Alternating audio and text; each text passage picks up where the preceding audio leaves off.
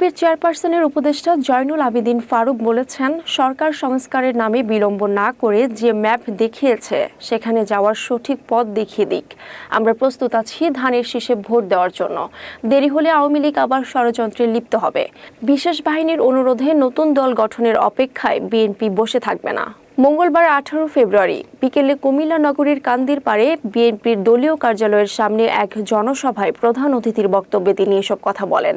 দ্রব্যমূল্যের ঊর্ধ্বগতি, আইন শৃঙ্খলার অবনতি ও দ্রুত সময়ের মধ্যে জাতীয় সংসদ নির্বাচনের দাবিতে কুমিল্লা দক্ষিণ জেলা বিএনপির উদ্যোগে এ জনসভার আয়োজন করা হয়। সমাবেশে প্রধান বক্তা ছিলেন কেন্দ্রীয় বিএনপির সাংগঠনিক সম্পাদক কুমিল্লা বিভাগ অধ্যক্ষ মোহাম্মদ সেলিম ভুইয়া। বিশেষ অতিথি হিসেবে উপস্থিত ছিলেন কেন্দ্রীয় বিএনপির ত্রাণ ও পুনর্বাসন সম্পাদক আমির ও রশিদ ইয়াসিন, শিল্প বিষয়ক সম্পাদক মোহাম্মদ আবুল কালাম ও সহ সাংগঠনিক সম্পাদক মোস্তাক মিয়া। কুমিল্লা দক্ষিণ জেলা বিএনপির আহ্বায়ক জাকারিয়া তাহের সুমনের সভাপতিত্বে সমাবেশে আরও বক্তব্য দেন দক্ষিণ জেলা বিএনপির সদস্য সচিব আশিকুর রহমান মাহমুদ ওয়াসিম, মহানগর বিএনপির আহ্বায়ক উদ্বাতুল বারী আবু, সদস্য সচিব ইউসুফ মোল্লা টিপু সহ অন্যান্য নেতারা।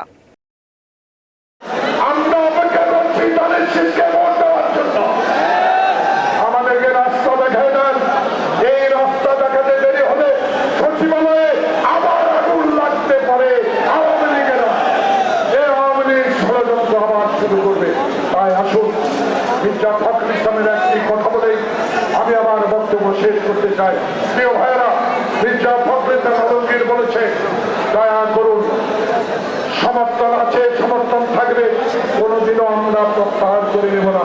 কারণ 16 বছরের আন্দোলন, ছাত্র বৈষম্য জনতার আন্দোলন, বাংলাদেশের জাতীয়তাবাদী দল সেই নাম নয়। তাই আপনার কাছে আমাদের অনুরোধ, আপনাকে অনেক কথা বলবে,